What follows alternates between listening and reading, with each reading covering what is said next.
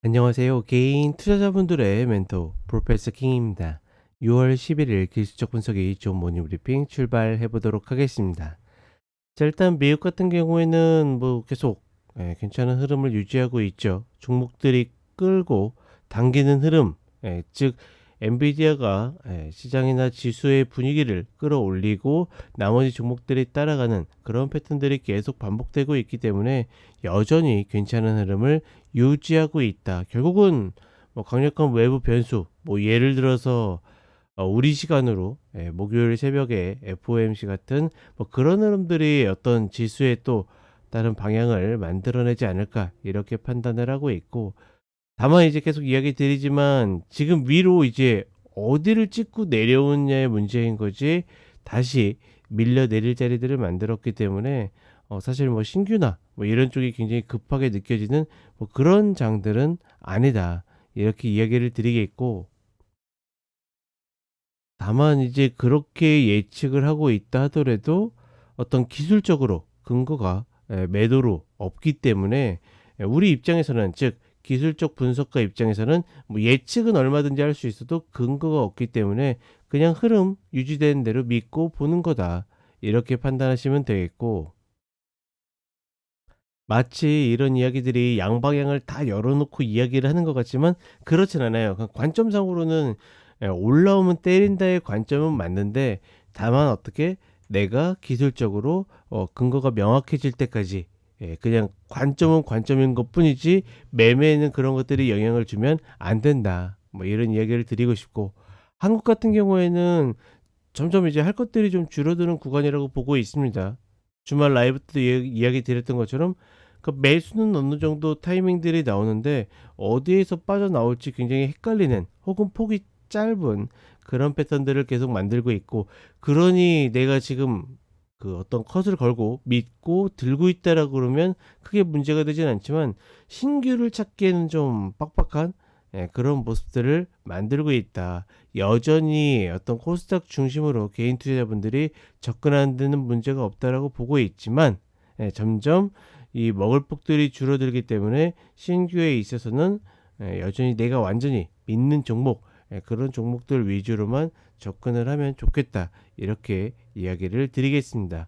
결국은 2607에 가까울수록, 꼭 그 자리를 찍지 않아도 가까울수록 매수의 어떤 관점을 좀 더 세게 가져가시면 되겠고, 반대로 2782 이 구간에 가까울수록 조금 여유 있게 생각하시면 되겠다, 뭐 이렇게 정리를 하시면 되겠습니다.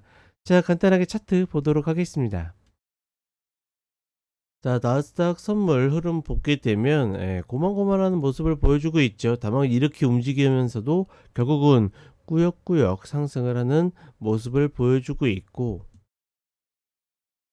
결국 여전히 어떤 기술적으로 근거가 없기 때문에 아직까지는 뭐 꺾였다 뭐했다 이야기하기 어렵다. 결국은 뭐 전고가 깨져 내려가야지 그 흐름을 알 수 있는 거고, 최소한 이제 22평이 이 위로 올라왔기 때문에 이 22평이 깨지거나, 아니면 이제 제일 타이트하게 지금 자리에서 볼 수 있는 건 뭐냐면, 또다시 갭을 만들었죠.